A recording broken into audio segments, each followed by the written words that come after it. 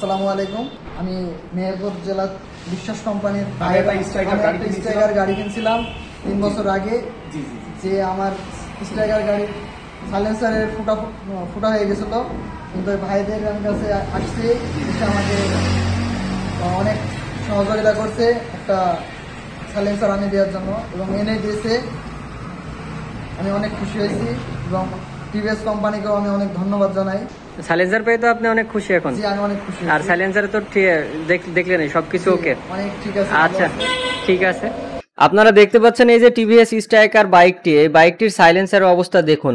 সাইলেন্সারের পুরা টোটালে একবারে জং ধরে, যে নিচের অংশ বলছেন এটা ঝাঁঝরা হয়ে গেছে।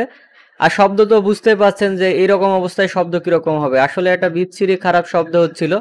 তো আপনারা দেখলেন যে ইনার গাড়ির বয়স কিন্তু 3 বছর হয়ে গেছে। তারপরে যে নতুন একটি সাইলেন্সার আমরা তাদেরকে লাগাই দিচ্ছি।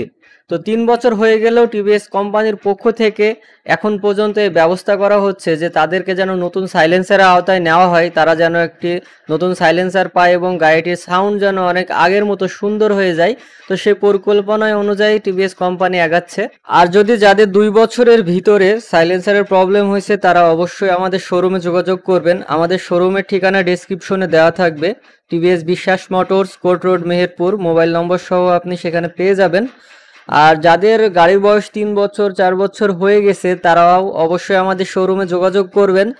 তাহলে শোরুম থেকে আপনাদেরকে একটি সুব্যবস্থার মাধ্যমে সাইলেন্সার ওয়ারেন্টি করে দিবে এবং নতুন যে সাইলেন্সার দেখছেন লাগাই দিচ্ছে এই গাড়িতে, এরকম নতুন সাইলেন্সার আপনার গাড়িতেও লাগাই দেওয়া হবে।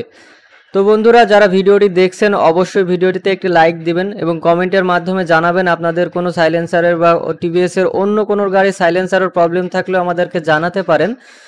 আর অবশ্যই ভিডিওটি শেয়ার করবেন আর চ্যানেলটি সাবস্ক্রাইব করতে ভুলবেন না। সাবস্ক্রাইব করে অবশ্যই বেল বাটন ক্লিক করে রাখবেন, তাহলে পরবর্তীতে আরও এরকম টিভিএস এর ভিডিওগুলি আপনারা পেয়ে যাবেন। তো বন্ধুরা, এখানে ভিডিওটি শেষ করছি। আল্লাহ হাফেজ।